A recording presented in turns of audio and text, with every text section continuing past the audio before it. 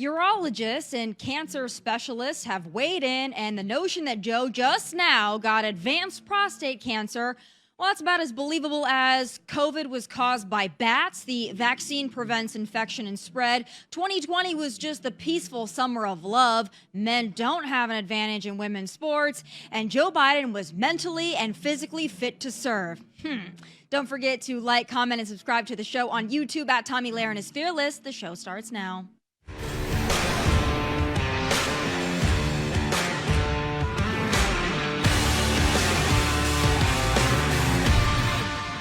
This is not speculation. If you have prostate cancer that is spread to the bone, then he's most certainly, you are saying, had it when he was president of the United States. Oh, yeah.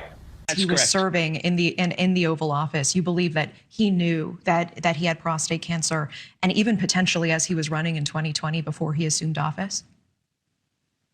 Well, most likely he had prostate cancer for a long time, and the aggressive prostate cancer such as this at age 80 grows over a long period of time. I mean, usually it takes from the first diagnosis of prostate cancer to spread would take 5 to 10 years.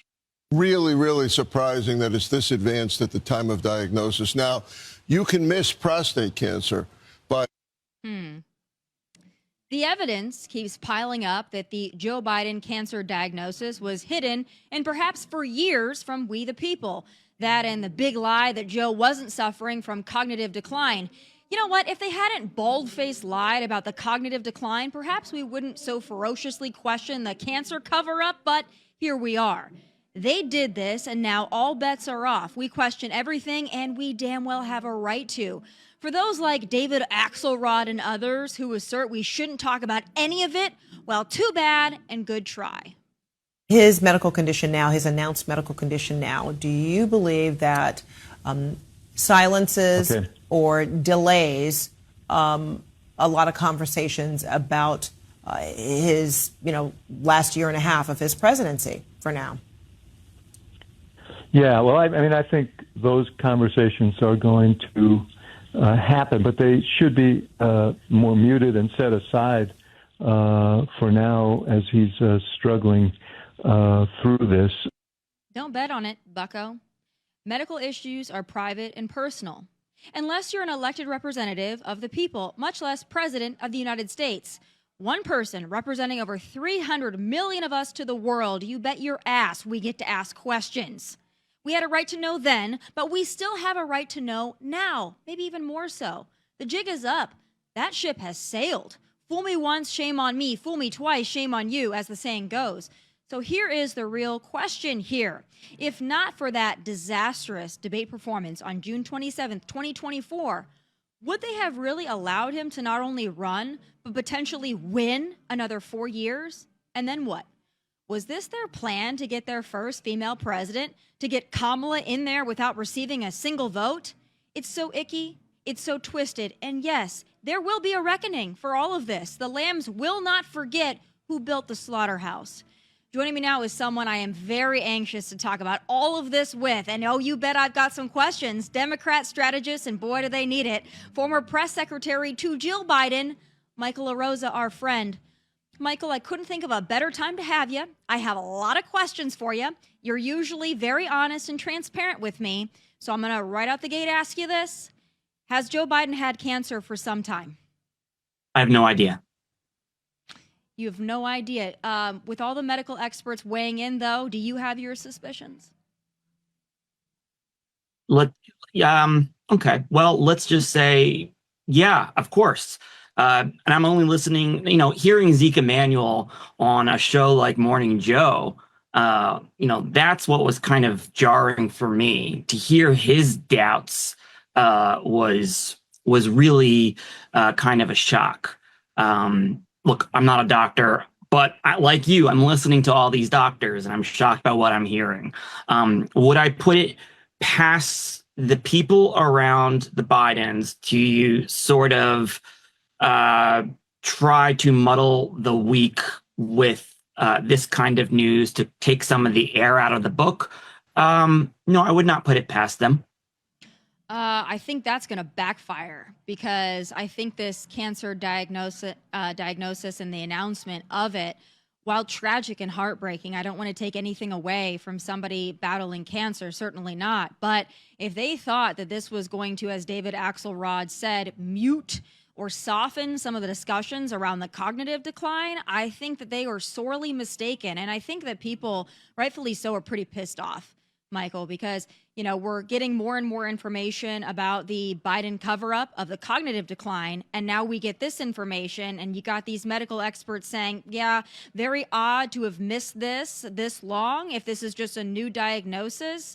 And especially when you're the president of the United States, former vice president, to have medical experts around you not screening for this kind of thing, that's really hard for us to believe. And I'm wondering if you think that the Biden family should take any accountability of any of this. And if so, do you think they will? Okay, so let's start with I don't disagree with anything you said, just in terms of being surprising, given the amount of significant medical care the president has over the course of 4 years, a doctor that travels with him everywhere, a medical unit a few feet from the Oval, and the annual tests at Bethesda. Now, is this an indictment of Bethesda Naval Hospital? Did they miss something that was found in the last 118 days? It's a question that should be asked. I'm sure they don't want to take responsibility for this, but it is definitely a question of mine why they did not have these tests every year. If it's just simple blood work, I'm not quite sure, because I think it's been disclosed that Obama, Trump, and Bush did as well. Now, accountability. What does that mean? I don't know what accountability means for them at this point. I was trying to think. Maybe some honesty. Maybe they come out and say, all right, like I said earlier, the jig is up. Joe Biden has dementia or some kind of a cognitive issue. We're going to be honest about it. He's had it for a while. He's suffering from a decline. Also, he's had cancer for the last at least 5 or 6 years. We didn't want to tell you because we wanted to win an election so badly that we were willing to cover all of this up.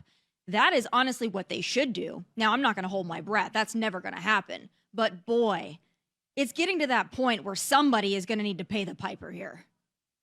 My advice to them, if they're listening, and I have no idea whether they're watching or listening or whether they will be, but you get so many views and so many subscribers that it must get back to them, is to start from scratch and go with sunlight is the best disinfectant. If they want for all of us to stop speculating, then they need to just share the information. Help us help you. Look, if they're not going to tell the story, other people are going to tell it for them. And I don't know why they have had such a hard time following that advice. I mean, I was giving that advice to them, Tommy, if you can believe it, since day one when we walked in, when I couldn't get straight answers on whether the White House usher was fired by us or by Trump.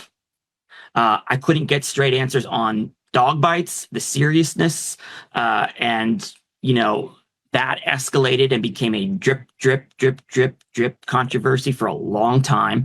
I couldn't get straight answers on family members who had COVID diagnosis occasionally, which was not abnormal. I don't know why. It was like pulling teeth to get them to be transparent, Tommy, around the smallest things, the dumbest things, and they would get caught. They got caught lying to the press corps about the granddaughter's wedding and having media coverage of it when they lied and said there would be none, when Vogue had already done a cover shoot and Vogue would actually be attending the wedding. I mean, they just had such a hard time being transparent about anything that would be considered personal about the Bidens. And it was infuriating to people like me who came from the outside, who was an outsider in Biden world. And I was honored to be a part of the bubble. But it was like, it didn't matter how much you told them news cycles move fast. Just be honest. People make mistakes, but they don't voters don't like phonies, and they don't like covering up mistakes. And they don't like flat out being lied to. There's a number of other things, too, that we never got straight answers on. The cocaine in the White House, we'd like to surely know about that one. Well, and you know, Tommy, going back, remember the aircraft that was flying around the Northeast? I forget what it was. Which one? The spy balloon or the drones over New Jersey? No, the drones over New Jersey. Because I couldn't for the life of me. I'm watching and listening, and there's so much public interest in this. And you'd think, being from the Northeast, that the Bidens would, hear the level of public interest. But even a Democrat, the new senator from New Jersey, back in December, was like, this is no way to communicate with the public when there is such a high degree of public interest in what's going on. And it took Trump a couple of hours just to set people straight. I just don't understand their aversion to communicating publicly. Or the truth. I don't understand whatever the truth is. It's an aversion to the truth. I think we can all just admit that at this point, and I think that you well know. I want to ask you something very, very directly. Okay. You used to work for Jill Biden.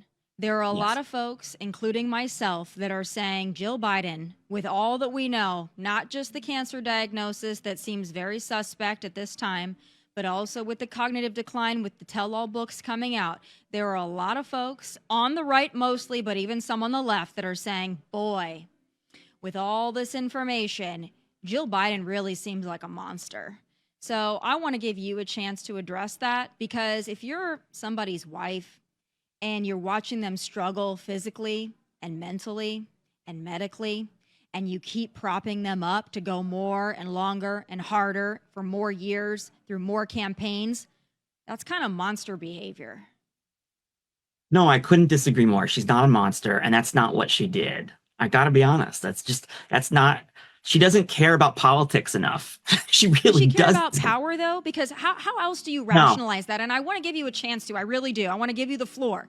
But, she spent the most time with him. So when all these people are saying, they're able to pass it, I didn't spend all that much time with him. I didn't notice the cognitive decline. Well, Jill was with him. It's, his wife. So she had to have seen it. So even if this whole cancer diagnosis, even if he had been diagnosed actually many years prior and that was part of a cover-up, even if you just go with the cognitive decline, which I think we can all agree was happening, is happening, for her to stand by him, for her to run cabinet meetings, for her to stand on the stage post-debate and stand there and be like, good boy, Joe, it also feels like monster behavior. Now, I know you're not going to call her a monster, but can you acknowledge that it's not appropriate? But this is, I'm glad you're asking this, because it's important for people to understand, at least someone who had the opportunity to be around her for 3 years and travel with her and be in that bubble and understand her. And that is just not who she is. Like, she doesn't, if it was her, if he did not want to be president, she would be at her beach house. She would be the first person in her convertible, probably in her bikini, driving to the beach, and would never have a reason to come back to Washington, D.C.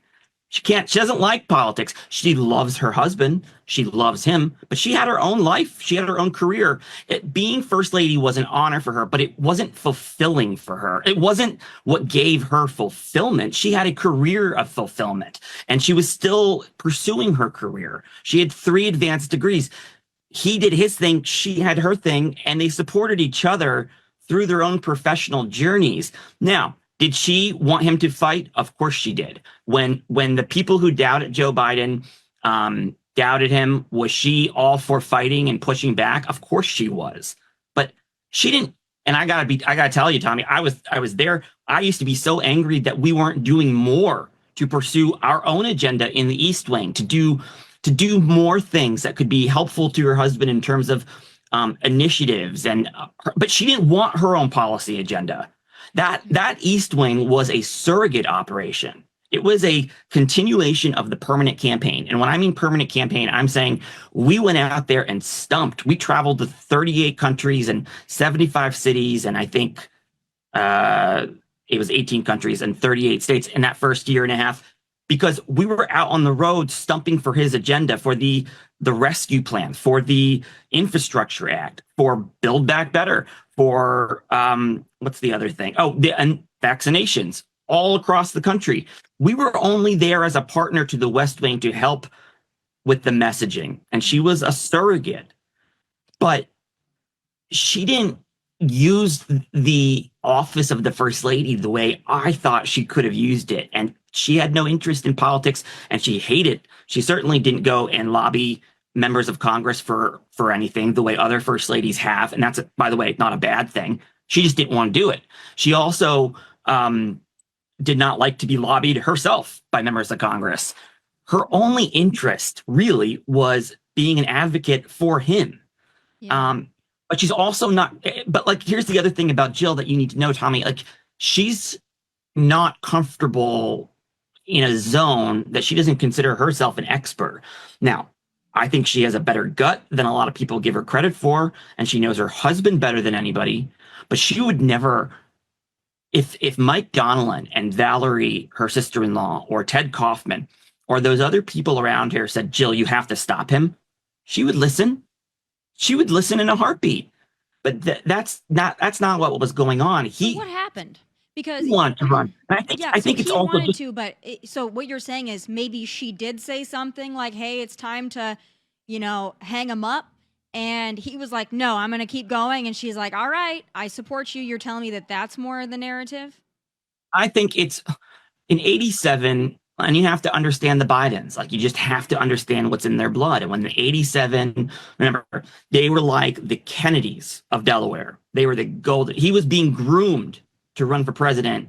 By that point, 15 years maybe, since 72, he was the next John Kennedy. That's what the Democratic Party of the 70s and 80s considered that young, good-looking Joe Biden. All right. They get married in 77. 10 years later, he finally pulls the trigger and runs because people just expected them to run. He was expected to. So he runs. And for the first time in his political career, the first time in her marriage, his integrity is questioned. And it was jarring for her. It was a humiliating experience to leave the presidential race. And he didn't run for president again for another 20 years after that. And so they live with the scars from '87 when they were pushed out. They were pushed out, and they believe, I'm just giving you their perspective, by the press, the pundits. And so when it's time to run in 2015, before Bo dies, and the Obamas, they kind of implicitly decide that Hillary was the next standard bearer for the Democratic Party. The Bidens don't forget that they were pushed out of that race, and then Obama did not endorse him again in 19, and nobody thought he could win because he was the oldest one in the race in 2020.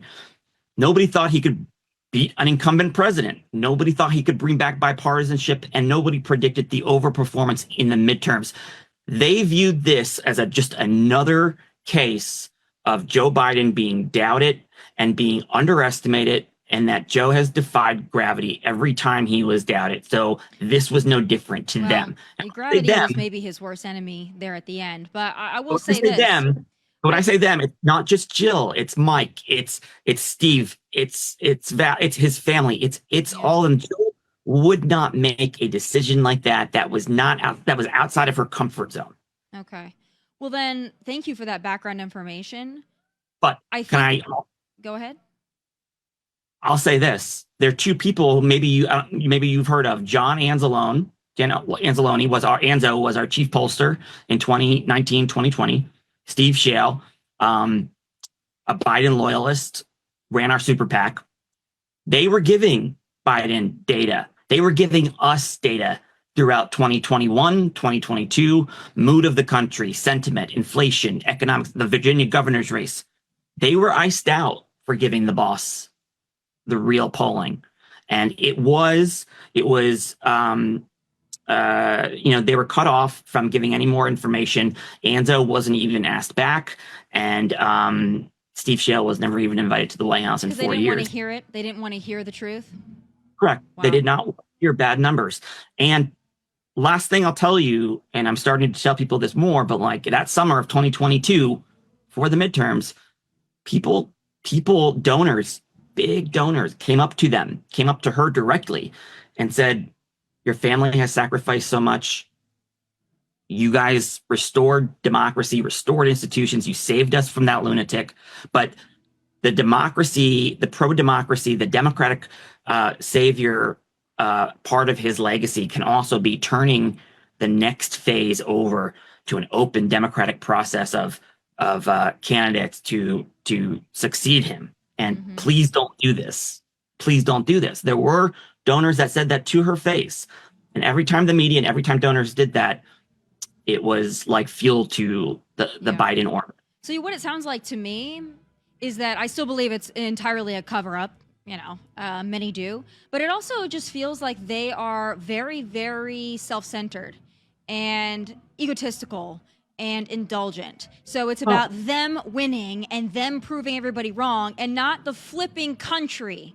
So that's where I take such an issue with it, Michael. That's why people are so pissed off, because I get it. Like, they want to fight whether it's Joe or Jill or Hunt. That's great, right? If you're like fighting for the state championship in basketball, it's not okay when you are cognitively impaired and you say, well, I just want to win and I want to be president. I don't want to lead the free world. Like, that's inexcusable for people. Well, and look, what you're saying is kind of where Nancy Pelosi was. Now, my former boss gave an interview towards the end of the White House where she implied, we've been friends for 50 years. Can you believe that? This was they took it personally. Nancy Pelosi wasn't taking things personally. She wanted to win. That is the purpose of political parties. The purpose of political parties is to win elections. And if you can't, there's no purpose to them. And after that debate, maybe it was too late, but that's when leadership and the party intervened. And you are right. I mean, they certainly didn't have what was best for the Democratic Party. Okay, screw the Democrat Party. What about the country? Well, I mean, look, my God. My personal opinion, Tommy, is there is a difference between running for president and competently running the country. Do I think he was running the country effectively? I think he was fine. Do I think he could? He was clearly not able to run as a candidate, and that's why I spoke out in 2023 about why they weren't doing television, why they weren't doing media, why they're not showing, why they're just telling, all those things. And they came after me. They smeared me in a tabloid just because I said he needs to be his own advocate and he needs to reassure people of the suspicions that are out there by showing. He couldn't do that. He couldn't do it. And they didn't like that I was drawing attention to it. And just like they didn't like the way Steve Shale and John Anzo were sending him data. Wow. These are the kind of people that drink their own bathwater. That's what I'm getting out of all this. It's really sick. I appreciate your perspective on it. There's going to be a lot more questions, and you well know that this is far from over. I personally think there needs to be a full investigation. I know that some people scoff at President Trump saying who ran the auto pen, but I would sure like to know. You might say that he can effectively run the country, but when these books are coming out saying that he didn't know his own advisors, his cabinet members, he didn't know prominent people, they didn't talk to him, that's really concerning. It's really important, though, because I think part of this, there is a serious discussion to be had here. Then there's unserious rhetorical angles to it, like the auto pen, for example. You don't think we have a right to question that? I mean, it's not the fact that he used one; it's the fact that did he even know what the auto pen was signing? Yeah, I mean, that's the real question at hand here. When you don't recognize, the question is to all presidents, because they use it all the time. Michael, this is a different situation. When you don't recognize your own national security advisors, you don't recognize the people that are closest to you in your inner circle, you forget their name, you're calling Jake Steve. Yeah, we're going to have some questions about if you were really making decisions or if somebody was putting something in front of you and saying, all right, Joe, these are important questions that we have, and for good reason. And the proof is in the pudding, right? So Jake can certainly come out and say that's not true. I haven't heard him say that. I mean, this is a nugget that is out in the public sphere now. If these aren't true, if these stories aren't true, the people that are name checked or the people that were there should come out right away and start denying or negating these stories. I haven't heard many of them. Well, I haven't heard that. David Axelrod that was talking about, Joe thought he was the president of NATO, and he found him sitting out by, I believe it was a pool, staring off into the distance in a comatose state. So very.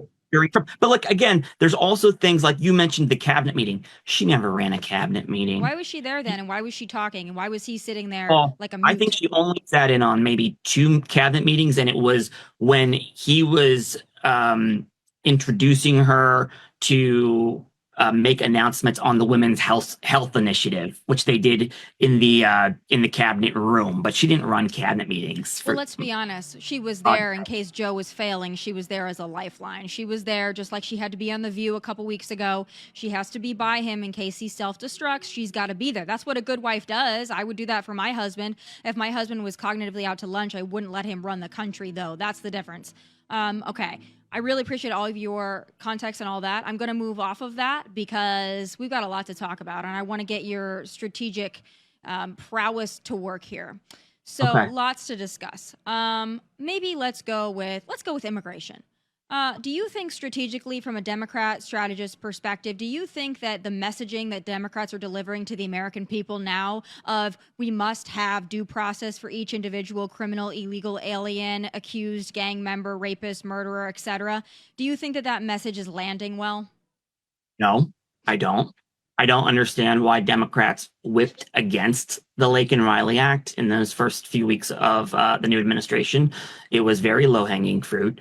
There's nuances that make Democrats uncomfortable, sure, but what's worse, having a 30-second ad run against you repeatedly, saying you voted, like with this beautiful young woman's picture plastered across the TV and you voting against the act that is supposed to help protect people. I think that there's some bad political instincts going on right now that are more in favor on the Democratic side. I think Trump has boxed us in some key ways that are going to be really hard to dig out from.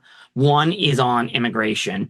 The other is so basically what they have said to the public, or what they're going to start saying, I believe, is the Democrats, they just want to defend the border as is. They want to defend criminals who were here illegally in the first place.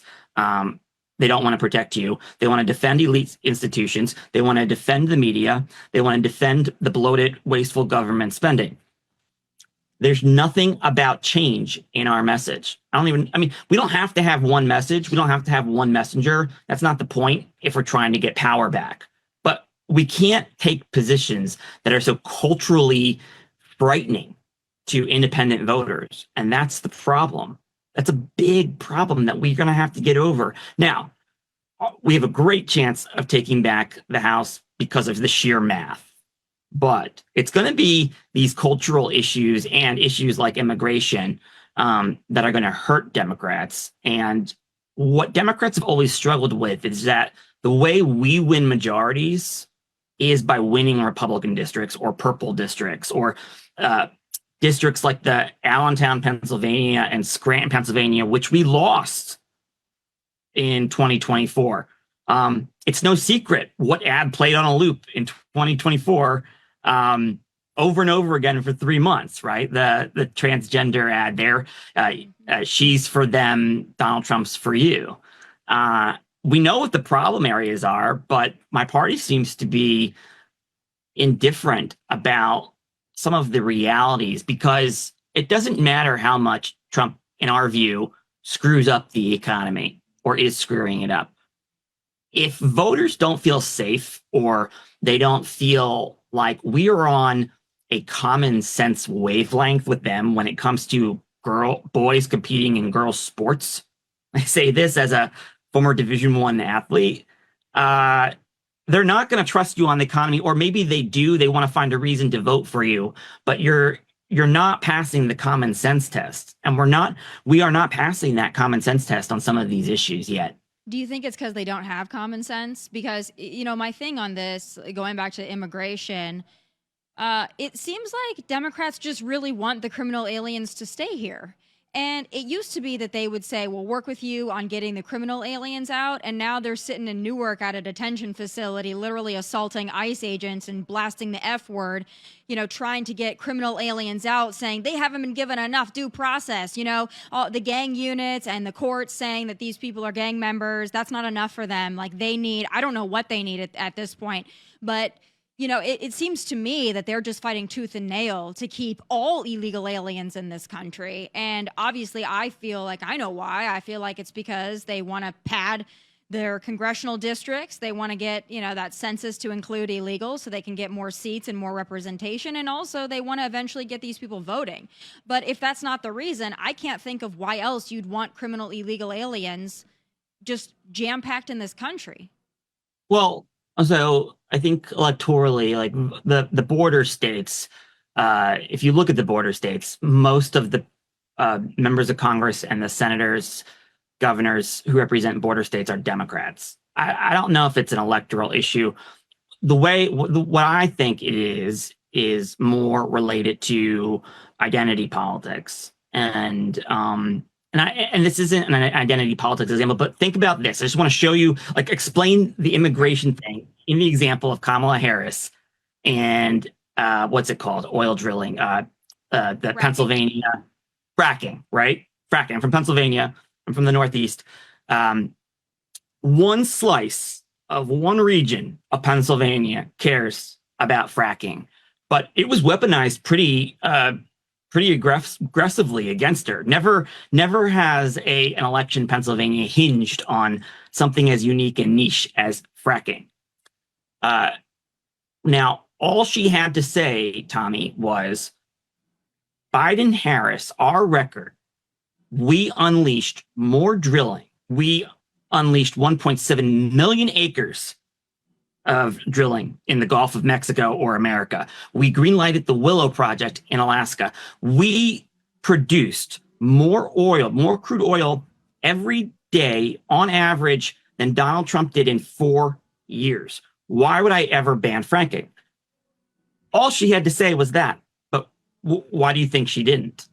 Well, my answer is that she's not smart enough to say all of that, and also she had previously said that she would ban fracking. So again, it was one of those things where it's like when you're on tape saying you'd ban it, then it's like, well, we haven't banned it yet. I mean, that's not real. That doesn't really comfort people when you say I once vehemently opposed it, but I didn't do it yet, so I probably won't do it again. Yeah, all she had to say was the proof is in the pudding. I don't oppose it, and here's how you know. Here's how you know that. But she didn't say that because she was too nervous to offend an interest group. Oh, wow. Wow. And I think that is a problem in the party that reflects the questions you're asking on immigration, but it can be answerable to a lot of questions people have about the party on merit-based hiring. You don't want to offend the teachers' unions, right? Or just merit-based versus DEI in general. People are so scared to answer with a straight answer.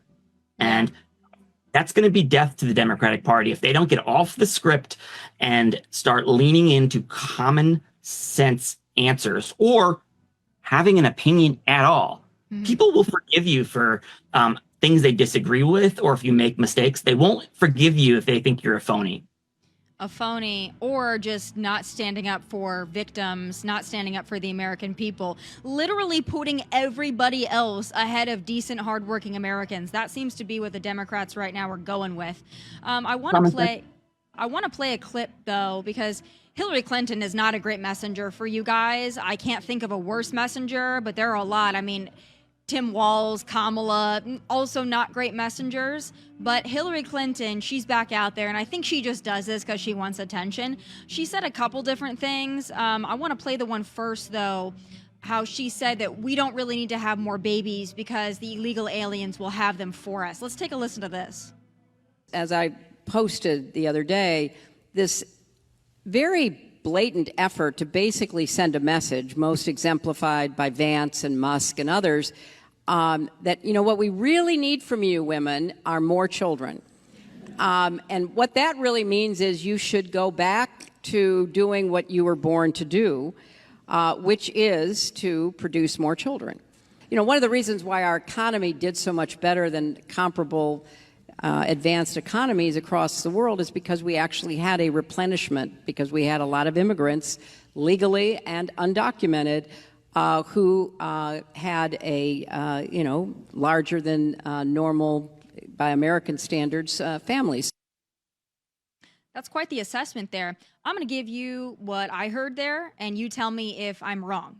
So basically what I heard her say is, it's wrong that President Trump and Elon Musk and J.D. Vance are encouraging American families to have more children in a nuclear family cohesive unit. That's wrong and that's bad. When we really could just have illegal aliens who have children so we can have more cheap labor. And also those illegal aliens that have children in our country, anchor babies or not, they'll also be dependent upon the government, which really helps Democrats when you have people that are, beholden to the government. So that really sounds to me like what she was saying. Can you rationalize it any differently? Well, I can interpret from like the Democratic brain what I believe she was saying without seeing the full context. I read about this a little bit, and I know I heard a little bit about some of the tax credits or subsidies that that has been proposed. But what it seems like she was saying is that was a traditional sort of Democrat versus Republican playbook when it comes to the role of women in the workforce, right? That Republicans want women to stay home, go back to a 1950s leave it to beaver culture. And that's just a backwards solution for an outdated paradigm for women. That was the first part that I interpreted from her. And she's a well-known feminist, rightly so, proud of that. Well, I think she believes that. She believes that. Okay. So I think that's where it's coming from. But the other half on the immigration part, I think what she is also saying, the way I interpreted it, and you can tell me if I'm wrong, was the reason why our economy did so much better than the rest of the world coming out of COVID was because there were people working who probably shouldn't have been, but kept working jobs that a lot of Americans don't want to do. So like slave labor. Like in agriculture, the people picking our avocados. Yeah, so like slave labor. Yeah, well, so like illegal aliens who are willing to work for dirt and willing to go to work when people are scared to go to work. I don't think President Trump is opposed to that idea either. He's opposed to illegal aliens, I can tell you that. No, is that when it comes to his own employment and the employment of his staff at his country clubs? Well, listen, we can go. I'm up for everybody having to pay the piper when it comes to hiring illegal aliens and all this. So going back to that, like I realize people want to say, oh, well, the Trump hotel, that's fine. You can have that discussion. But I'm talking about his policies as president. It does not appear to me that he is an illegal alien friendly president. When it comes to cheap labor, his position is a bit nuanced. I think you're seeing that today in the ways in the congressional the meeting that he's having with congressional Republicans today. But what I think, look, Tommy, the problem is there is no executive solution to immigration reform. We're operating under a law that Reagan signed in 1986 with a Republican Senate and a Democratic House. The reason why you can't change the law is because nobody's willing to put skin in the game to go and change it. And nobody wants to work on a solution. The closest we came was 12 years ago with Lindsey Graham, Marco Rubio, the Gang of Eight. Mm-hmm. We haven't come close since. But executive actions won't change the law. We can do executive actions all day long. It's not going to change the law because there's no teeth to executive actions. Yeah. You have to. Well, he's doing a pretty good job of sealing the border right now. So, that he's been able to do. Yeah, someone could undo it. Like, no doubt about it. The border is not the same issue as immigration, and immigration reform has to be done at a congressional level. But if you stop the illegal aliens from getting in, that's part of the solution. So yes, you got to deal with the ones that were already let in, but if you can stop more from coming in, I would say that that's a pretty good start. Well, sure, but if he had the answer, if he had the solution, he didn't accomplish it in his first 4 years. I don't think he's going to, because the Republicans abandoned him. And they weren't ballsy enough to do it. I mean, trust me, I have no love here for weak-spined Republicans who don't stand up for the integrity of our nation and our laws. I have no love for those people. I think they're spineless. And I'm a Democrat who is for a very tough border, and I would love to see a new immigration law. But you can only do that if you're willing to be a part of the solution, but that means taking the issue away from both sides, really. Yeah, we're taking the issue away by sealing that border up. So, Yeah, this whole thing of like we want to run on it, like there is no Republican that I have ever spoken to, and certainly no Republican voter that's like, you know what, I don't want to get the illegal aliens out, and I don't want to secure the border because then Republicans can't run on it. No, they're like, get them the hell out. The faster, the better. Yeah, I think so. But you've evolved as a party. I mean, this used to be the compassionate conservative party that was actually very the very compassion ran dry. but Dry as a pro bone. immigrant. That was Reagan's whole thing. He was all about immigration to this country. So they've taken a little bit of a Wild West attitude towards the. Well, that's because the border got opened up and we were invaded. So it's a much different situation. I don't think we've ever seen an invasion like this. So that's, But you admit it's been a bipartisan problem? oh, of course. Oh, I'm not disputing that at all. Like I told you, weak-spined Republicans who are not able to stand up to corporate interests and their love of cheap labor, I'm all there with you on that all day long. Trust me. You will get agreement from me on that. A lot of Republicans that get a lot of blame for this. So the last thing I want to ask you about just before we go, and I've loved this conversation, by the way, is a little bit on the big, beautiful bill. Now, my audience doesn't want to get into the weeds because it's a lot of weeds there. It's a lot we can really get into if we want to be really dorky and talk about all of this. But I do it all day long for what I do in my day job. So, yeah. So in terms of this big, beautiful bill, there's a lot of fear-mongering that President Trump and Republicans want to just cut Medicaid and Social Security. They want to take it away from everybody. And President Trump said, I believe 4 times this morning in impromptu kind of press conferences on the Hill, I'm not doing that. I'm taking away waste, fraud, and abuse, people that are abusing the system that should not be on these programs. We're getting rid of that. But those who truly need it, it's going to be there for you. And we're also going to get the illegal aliens off of these programs so that it's solvent for the American people. Now, do you disagree with that? I think it can be hard to apply work requirements to Medicaid because, first of all, it actually costs more money to sort of implement these requirements over time. Second of all, what the fear would be is that people who are reliant on Medicaid, remember, Medicaid is not welfare. It is designed to help people who have been jobless for disability issues. It's not for strictly poor people who don't want to work. There are a lot of things that meet the requirements, and I think the fear is that there's going to be people who are deserving and required or need to be on Medicaid, receiving those payments who won't be. I mean, that's the fear. So, I commend him for wanting to get rid of some of the waste, fraud, and abuse, by the way, which is where most of it is in the Medicaid system. So he's not wrong about that. And people abusing it. To your point where it costs more money for the work requirements or like the drug testing, I guess my argument for that would be you start making people actually be accountable and be honest, and all of a sudden the people that are being dishonest, they will stop trying it. So in the long run, you save money because if you keep going back to the well and it's dry and they're like, oh, work requirements, they're like, I'm not going to even try anymore. And we save money. Totally agree. That's the argument we made about Obamacare. You have to have a mandate because if you go to the emergency room, who's going to be stuck with the bill? We are.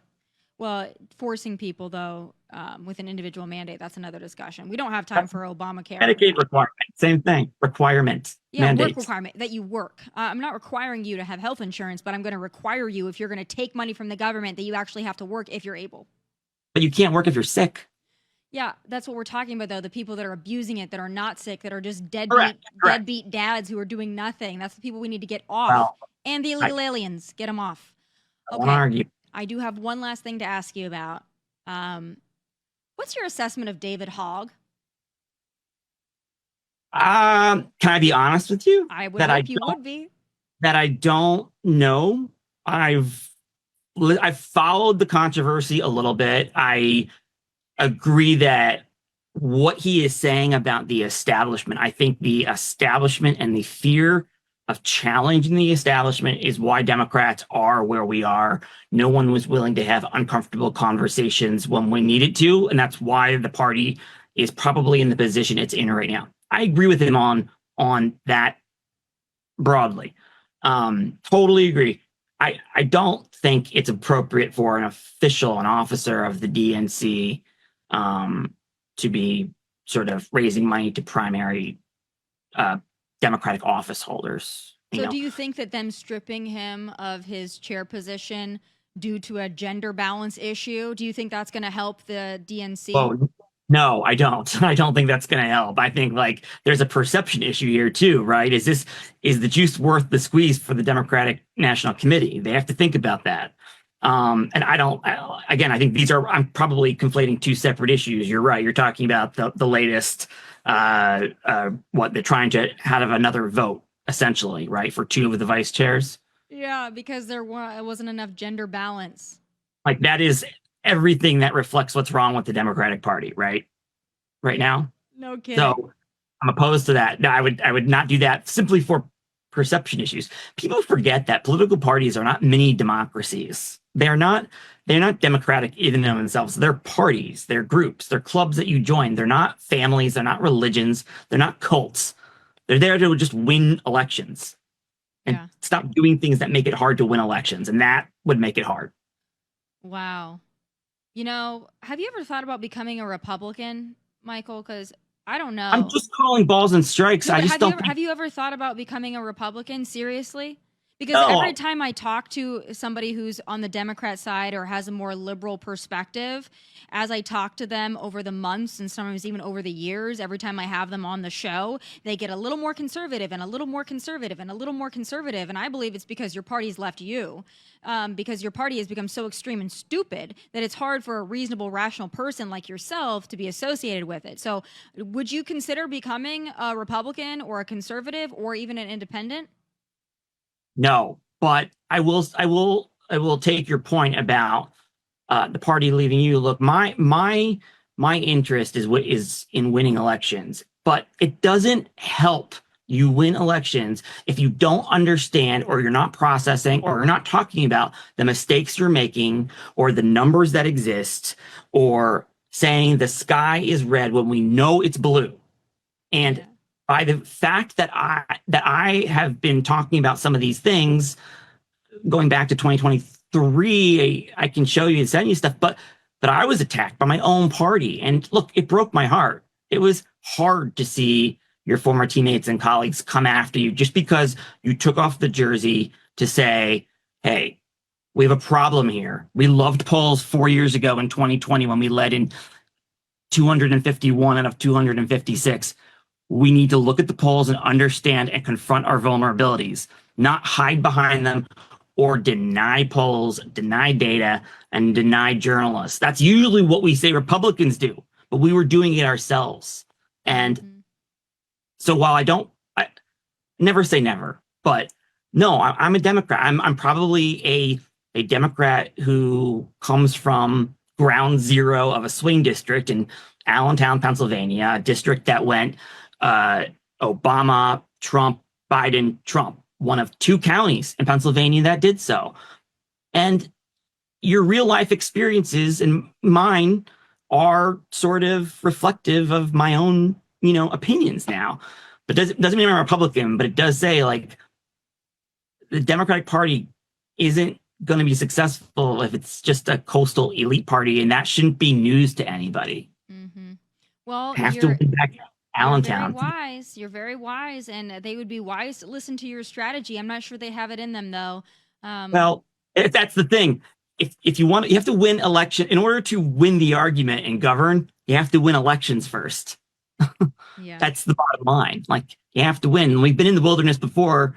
Nothing is frozen in politics, right? Yeah. This town could look very different in a year and a half, but we also got to be not taking scary positions. No kidding. Well, that seems to be all the positions right now. But thank you, as always, for spilling the tea, being transparent. I always appreciate your authenticity. Please come back soon and let me know when you're ready to become a Republican.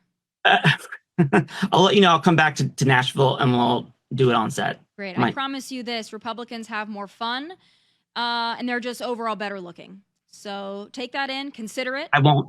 I won't disagree with you on that. I happen to live and die by that. There you go. I love it. All right, Michael, I'll talk to you soon when you're a Republican. All right.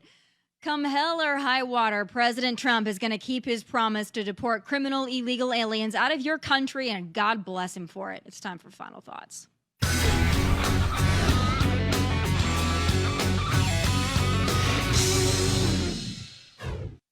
So, a couple of giant victories in the fight against illegal immigration to note. First, the Supreme Court ruled the Trump administration can, in fact, remove the BS legal status Biden arbitrarily and treasonously granted to hundreds of thousands of Venezuelans.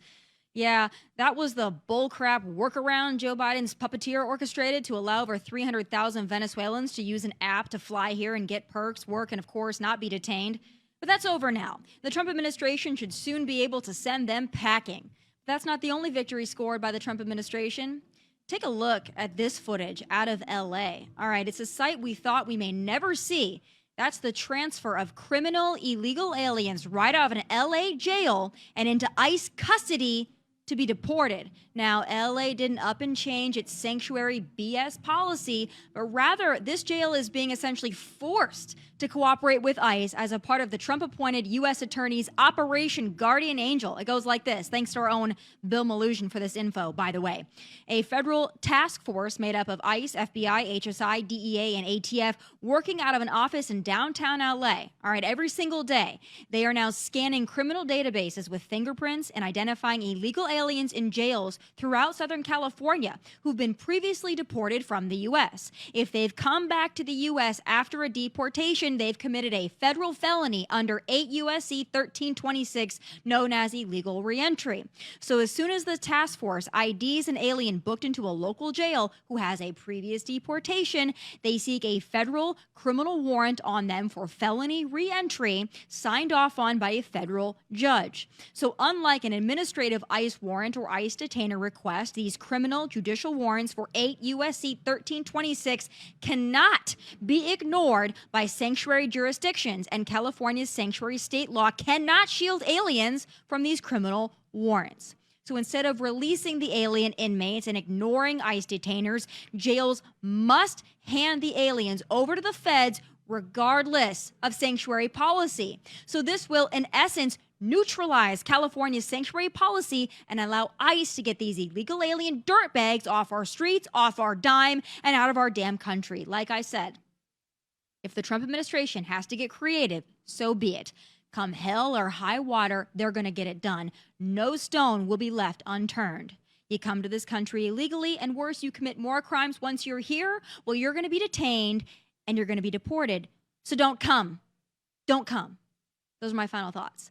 Please be sure to tune in live tomorrow at 1 p.m. Eastern. Catch full episodes of the show on Outkick and Fox Nation. Please like and subscribe to the YouTube channel at Tomi Lahren is Fearless from Nashville. God bless and take care.